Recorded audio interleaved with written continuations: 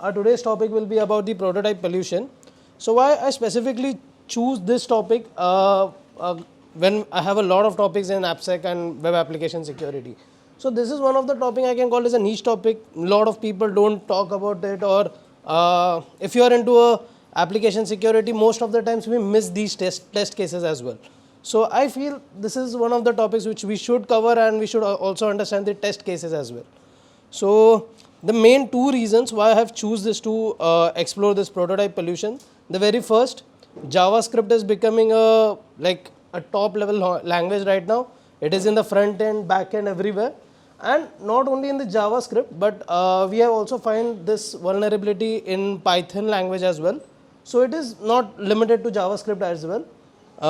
And the second most reason, when I started into the application security, specifically web application, so a lot of time I used to only get for the test cases of cross-site scripting, SQL injections, and CSRF. That's it. Now I'm not going to touch this as well. It was completely neglected from my side. So afterwards, when I found this for the first time, then I was like, okay, this is something we should cover as well. So these are the two things which I have done because to choose this vulnerability. Going ahead, what will be our agenda for today? So everyone right now in college, right? So all of us have been done with the JavaScript basics, and everyone have understood what is JavaScript. So I will be walking through all the JavaScript basics. What is object? What is inheritance? Then what are prototypes? Basically, it is all about the prototypes itself. Then what is the prototype pollution test case? How we can test this if a application is vulnerable to it or not. Then moving to the demonstration, I have built two labs which is demonstrating the vulnerability itself. Then the prevention, which is the most important part, and then the question answers round. All set? So let's go ahead. So the very first thing, all about the JavaScript's basics, in which I will be exploring what is exactly an object in JavaScript, then the prototype, and how exactly inheritance work in JavaScript. So let's go ahead. So welcome to JavaScript, where everything is an object and types don't matter. So actually I don't go with this phrase. Not everything in JavaScript is an object.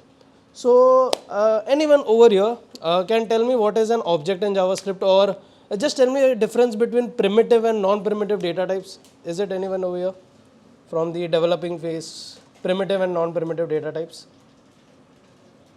Anyone? No issues, no issues. So basically any object in JavaScript is nothing but a non-primitive data type. I will also explain you what exactly is a non-primitive data type. Then what is an object? It uses a key value pair to define any kind of property. Let's suppose you have defined an object saying corporate, and then you go with desktops, laptops and everything. Then you created a property saying desktops, laptops, and what are the quantity of that particular property itself. And then how we can access those properties by using dot or bracket notations. This is how you can actually build up an object in JavaScript. So there is an example.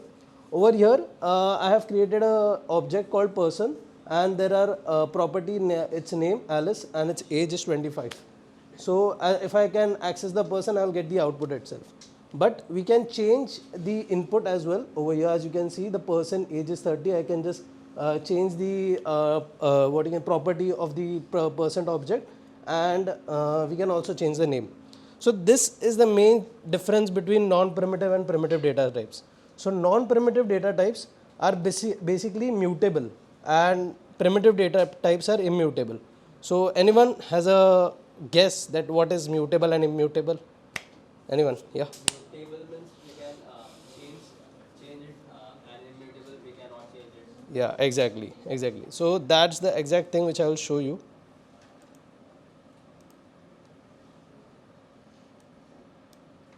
So as you can see, so right now if I create any kind of object, let's suppose a primitive data type, that is that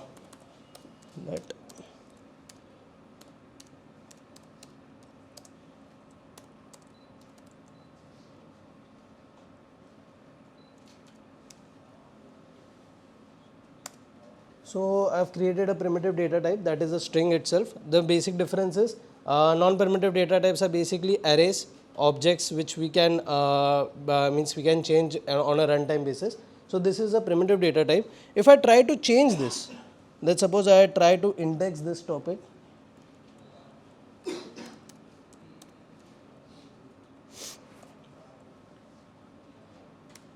So it is giving H. Yeah.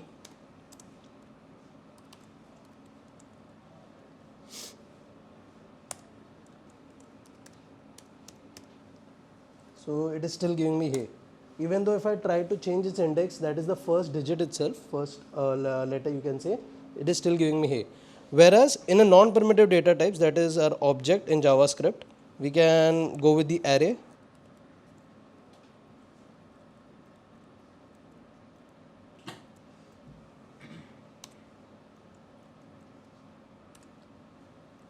So if I am trying to declare anything right now over here,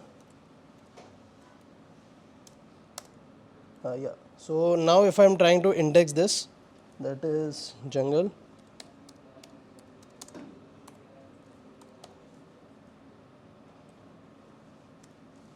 That is lion.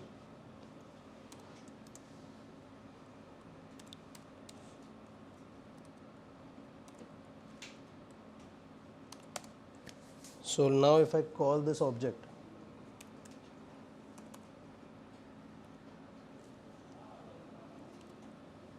so as you can see, the fox is printed. So this is how we call about a mutable and mutable and immutable. So this is the basic example of how objects are prepared in JavaScript and how you can access them. There is a simple example. I'll just show you.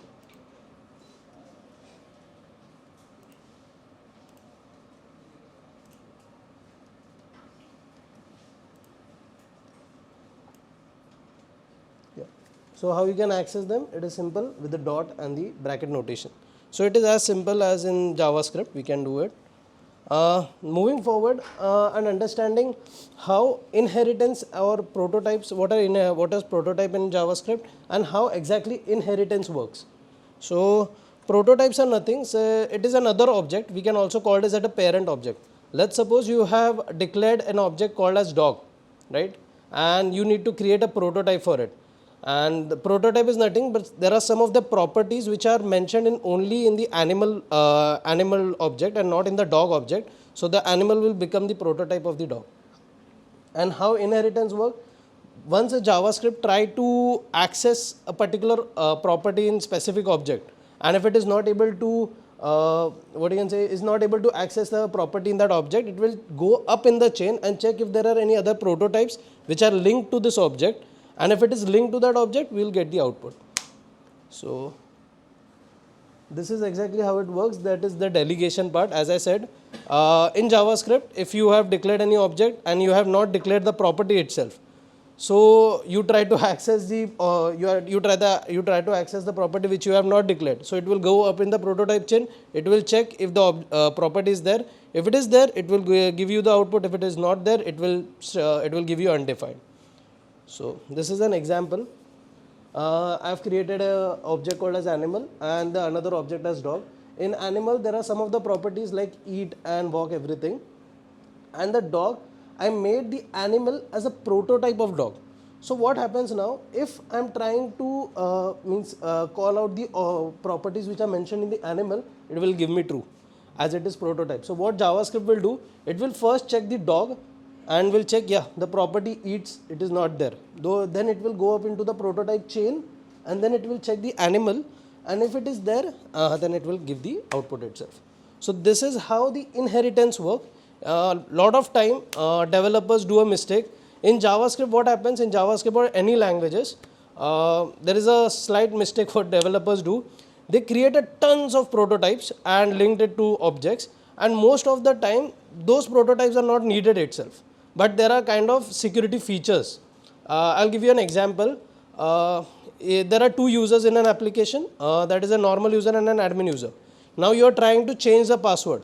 So how exactly the application will confirm whether you are admin or not? It is by the cookie. If you are logged in as an admin, it will verify, yeah, you are admin, you can change the password. If you are not, then yeah, you can't change the what you can say, the password. But a lot of time developers try to act smart, or they try to build a new property itself. They say that, okay, fine, if you are an admin, then it will give you a true. In the response value, you will always see a true value saying that, okay, if you are admin, you are true, or else it won't be changed. But at the back end, there is no admin itself declared. So you can change it from the client side itself. So how we can do that? I will do that with a demonstration. This is what that was an actual prototype solution which I found in my web gigs. So I've made a demonstration lab as well. I'll show you that one as well. So let's go ahead. So this is the most important part, that is object.prototype. Now, as I said, how inheritance work. So can anyone explain how actually the inheritance work? Anyone out there in JavaScript? Yeah. Inheritance means using the properties of an parent class. Yeah. Agree. Using the methods and properties of the prototype. Perfect. So what happens? This is the top level prototype of any JavaScript. This will be the top level prototype of any JavaScript. So let's suppose you have declared an object, you have created multiple prototypes for that object. Now, even though there are some cases, even in that prototype itself, there is no property declared. So what will JavaScript do? It will first check the object, then the prototype, and before giving undefined or before giving the empty value, it will check the object.prototype. This is the last prototype which is what you can say, verified by the JavaScript itself. So from this, I believe, can someone just as an attacker mindset, what comes in your mind, what you can do? We can add property over here. Yeah. That like when it will backtrack, it Yeah. will go up and up, and when it will over here, then you will find the property. Great. That's the exact thing which we are going to talk. This is the child object which we have created. Okay. And these are the parent object prototypes which might the developers have set. If there are some of the missing prototypes, you can go up in the chain and check here. But there are also some of the missing prototypes over here.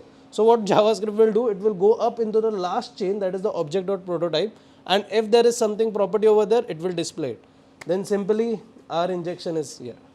So I'll also show you an example for that, how it exactly works. Wait, give me a minute.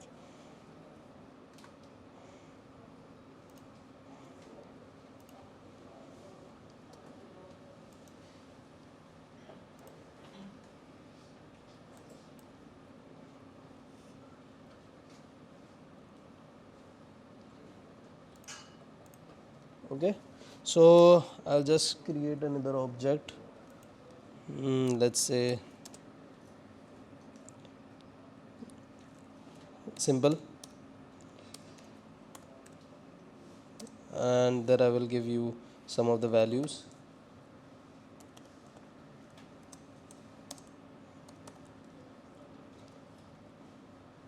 So this is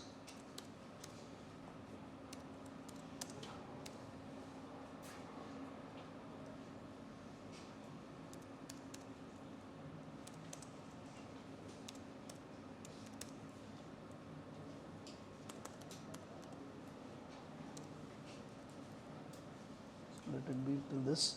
Okay, so I've created one object. Now let's make this object as a prototype, and I will create another as a child object. So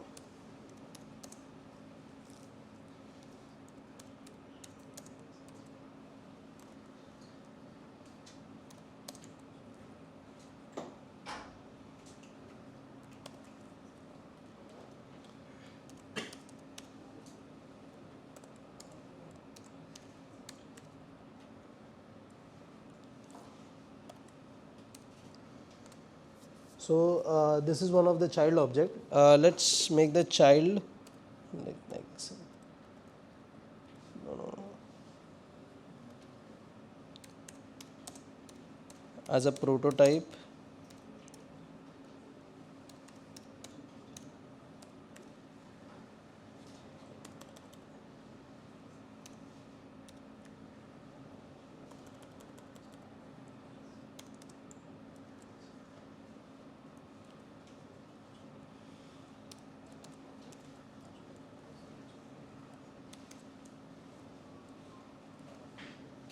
Let's go with jungle. Okay, so what I did, I have declared a property within a child in a jungle, that is the parent prototype, and the child prototype is now inherited. So if I am trying to access anything, like suppose just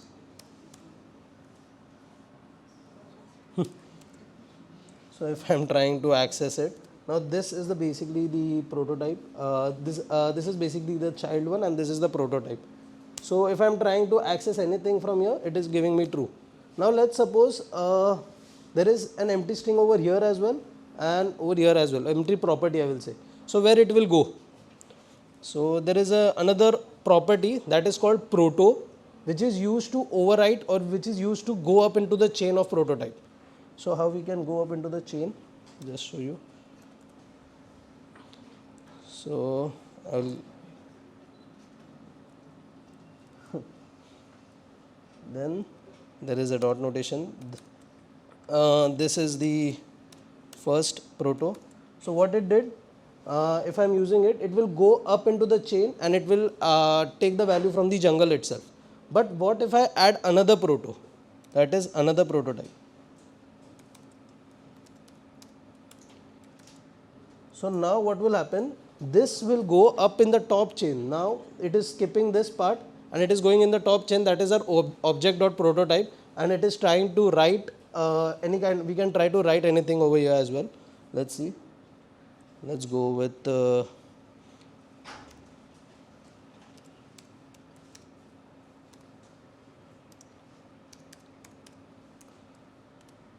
so now the tiger is not even declared, property is not declared in this child prototype and not even in the parent.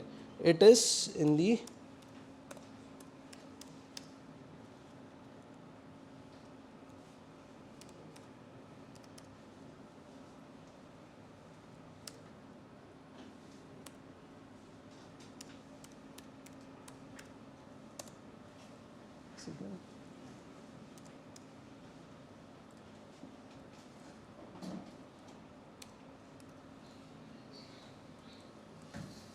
as you can see, it is over here.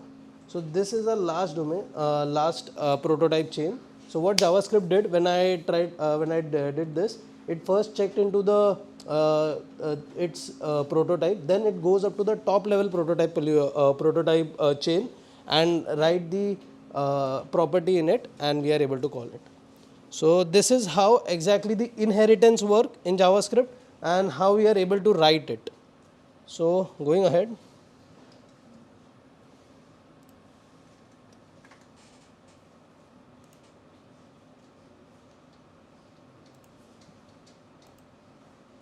yeah. So this was all about the basics, how exactly JavaScript works, what is an object, what is prototypes, and what is basically an object.prototype. So I would like to say that this will work only for the client type prototype pollution. When you are dealing with something like server-side prototype pollution, it will go up into the chain, but it won't go to the object.prototype. It will check if the property is written. If it is not written, it will straight away write its own property, and we are able to access the what you can say, we are able to previous or anything. So this is basically now dealing about prototype pollution, what exactly is pollution. Until now I feel that a lot of us would have understood that how we are going to craft our payload and how we are going to test basically if the application is vulnerable. So the basic test case, you are not going to go and open an application, go on the console and do all this. This is just for an understanding basis. If your application's input parameters, it can be anything. Like most of the times I have seen prototype pollution in search parameters, and a lot of times when you are trying to post any kind of change request. So most of the times I find prototype pollution in those parameters. So this is one of the things which we will see.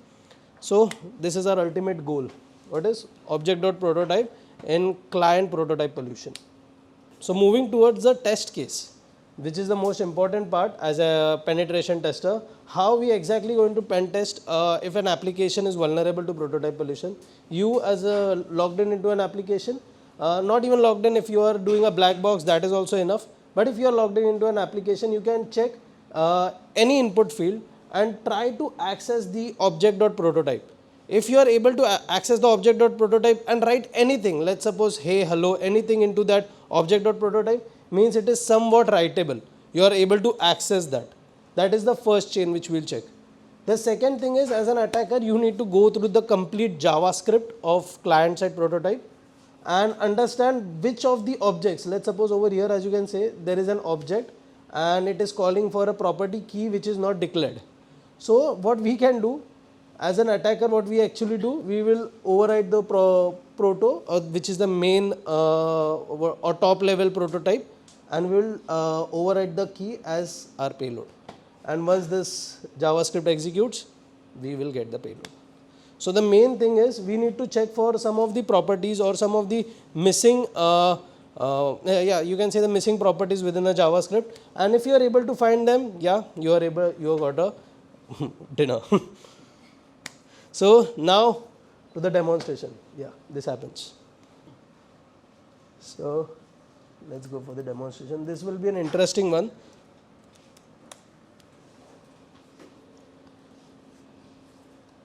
Okay.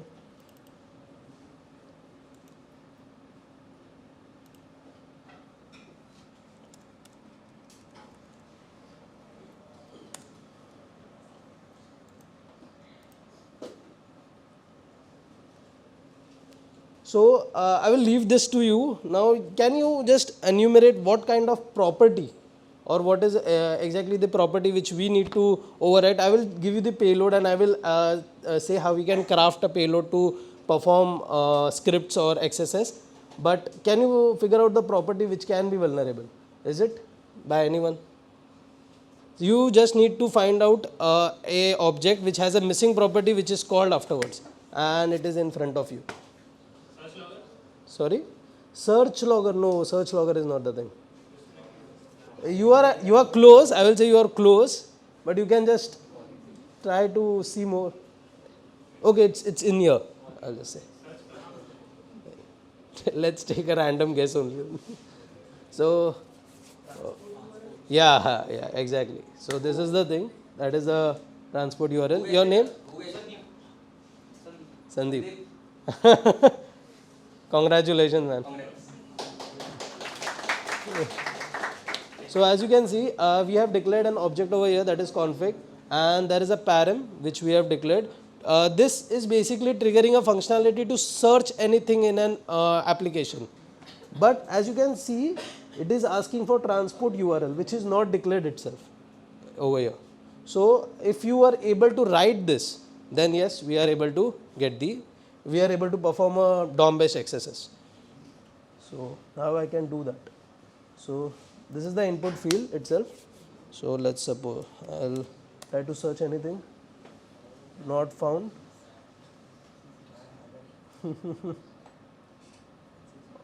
Offset codes, right? Yes. So as you can see, this is the payload which will work. So proto, this will go up to the transport URL in the top domain, and this is a what you can say an injector data. There are different injectors as well, that is JavaScript and more injectors as well, but I prefer this as it directly embeds your script within the property. So data will be there which will be called, and if I open it, yeah, you get a DOM XSS. So this looks like you need to go to the complete source code and you need to understand how exactly the patterns are working and what is the property which is vulnerable. But what if I say you don't need to do this all? So I'll just show you one interesting thing what Burp Suite have built. Everyone is familiar with Burp Suite, I feel. Yeah. So there is a great tool, inbuilt tool of Burp Suite that is called as DOM Invader. Anyone over here have heard about it? DOM Invader? Yeah, you've heard. So can you give a random guess at what can it be? Exactly not DOM XSS, but yes. Yeah, exactly. So it basically checks for all the documents which are mentioned in your JavaScript and the missing properties. It basically does that. So how exactly it works, I will show you. Give me a moment.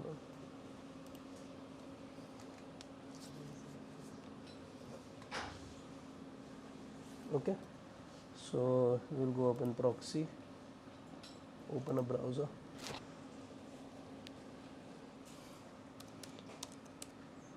Localhost 3000. I hope it shouldn't do right now. Yeah. So yeah. So we have opened our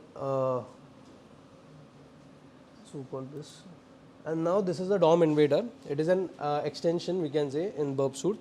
And how we can use it? There is simple DOM Invader. There are attack types written over here. You can go with the prototype pollution is on. Okay, and you simply just need to reload the page. Okay, now go to the inspect element.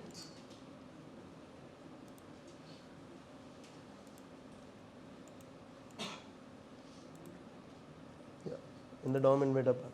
As you can see, the DOM have scanned for some of the documents which have missing properties itself.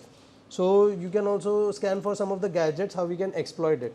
So right now DOM is scanning our, so it is completed. So you just again go with the developers window,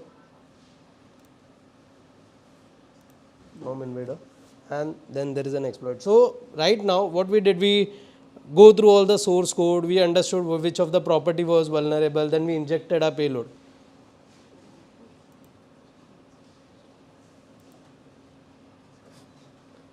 That's it. It was not even like we need to do it manually. The DOM Invader will give you a scripts which actually embed our JavaScript within the code itself.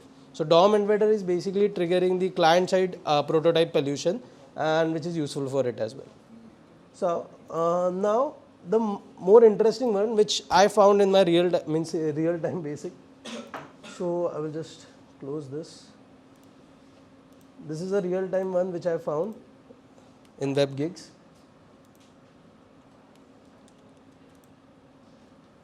Yes, yes.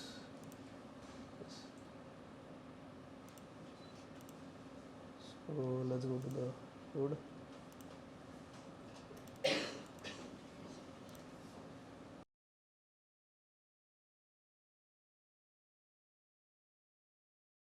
Okay, so right now it is running on 2000.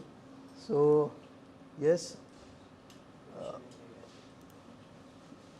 so this will be a server side prototype pollution. It is a similar thing which we are dealing with, but at this point it is more it can be more severe vulnerabilities, as right now we are not only talking about the JavaScript JS vulnerabilities, cross-site scripting, but denial of service, privilege escalation, everything, remote code execution, and everything is possible within the server side prototype pollution. So that's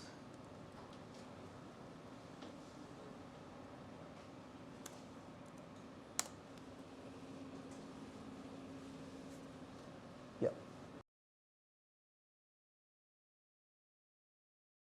So it's now the last thing which you need to do. Again, need to find a property which is vulnerable. That what is our test case? We need to change the password, and if I am trying to change any password, I will just show you the output. I am doing an admin.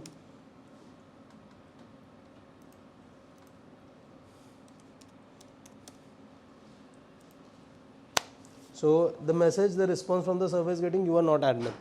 So I've already told how we can do this. So anyone over here can find vulnerability within the source code? Obviously that one.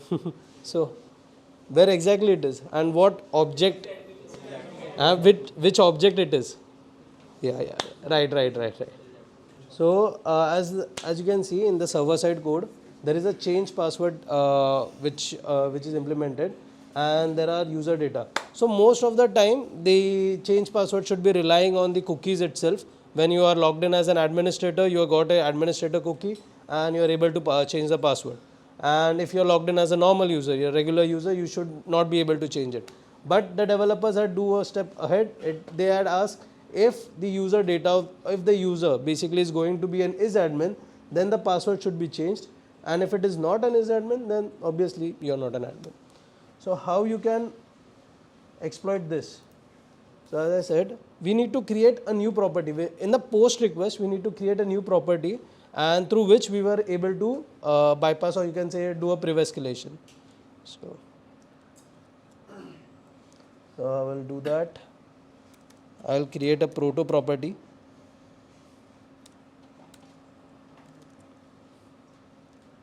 Then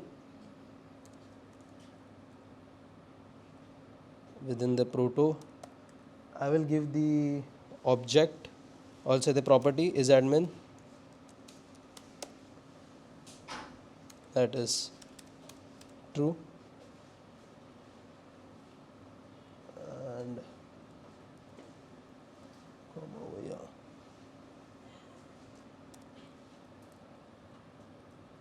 Should work. Is a parser error. Oh, so when you are declaring a property, it is always in the double quotes. Yeah, as you can see. So what I did, I ghosted into the chain, and as the admin was empty, so we were able to change it to true, and we were able to take the priv escalation. Now I'm able to change the admin password. I'm able to priv esc. This is also vulnerable to denial of service. So how it is vulnerable to denial of service? Let's suppose I change it to false.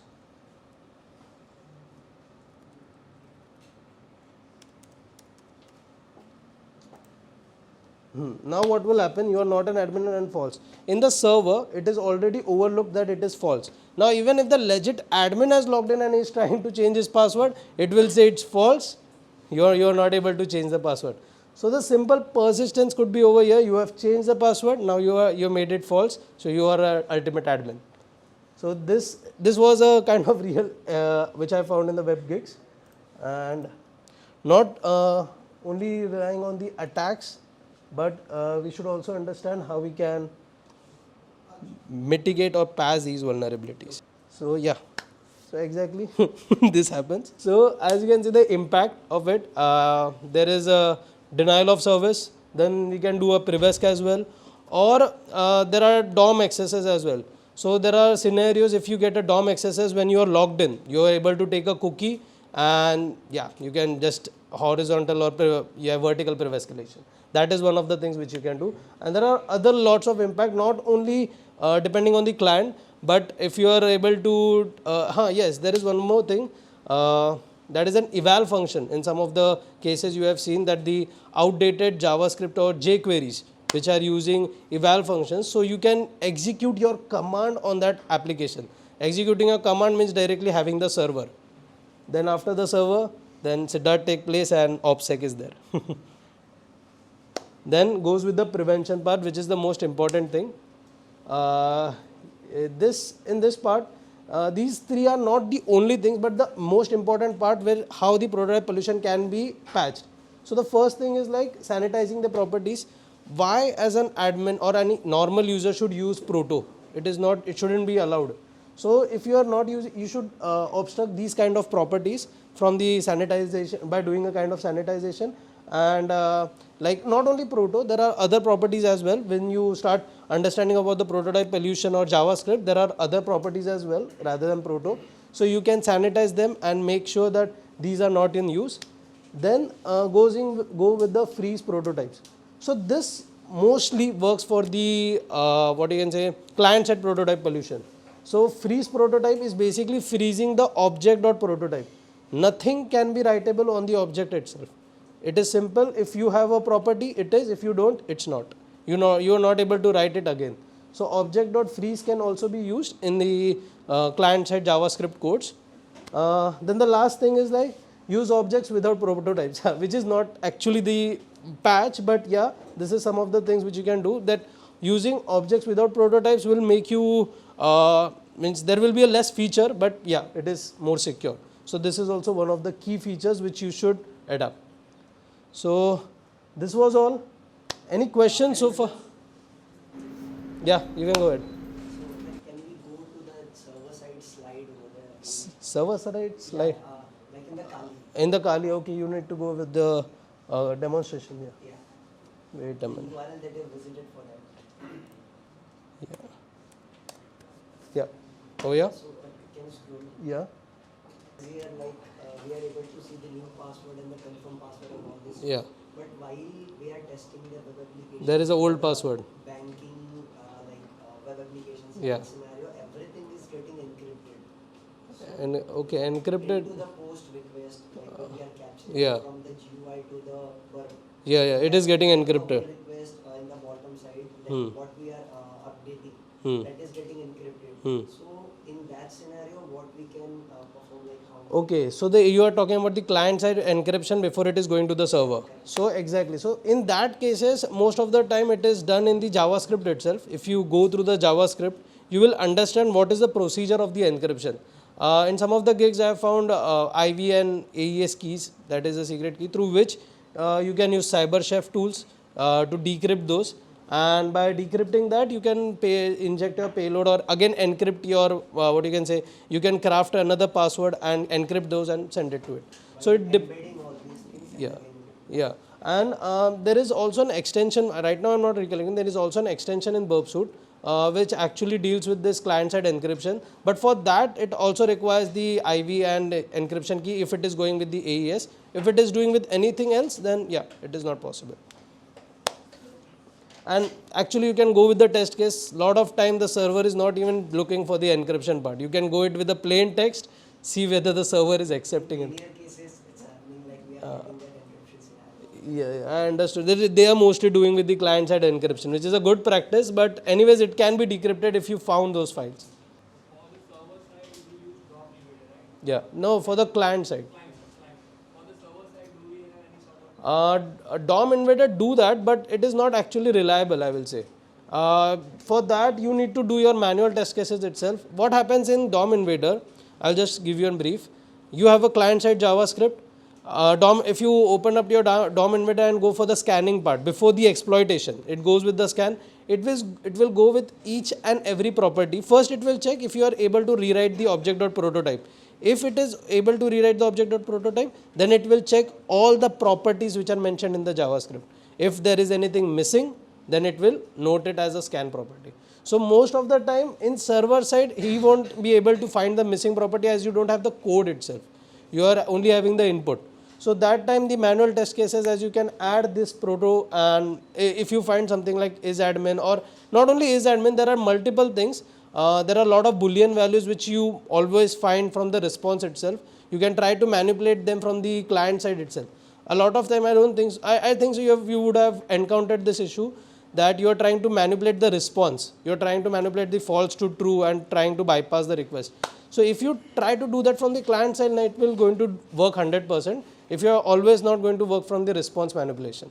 So this will depend on the the manual testing itself. So DOM Invader, I won't rely on that.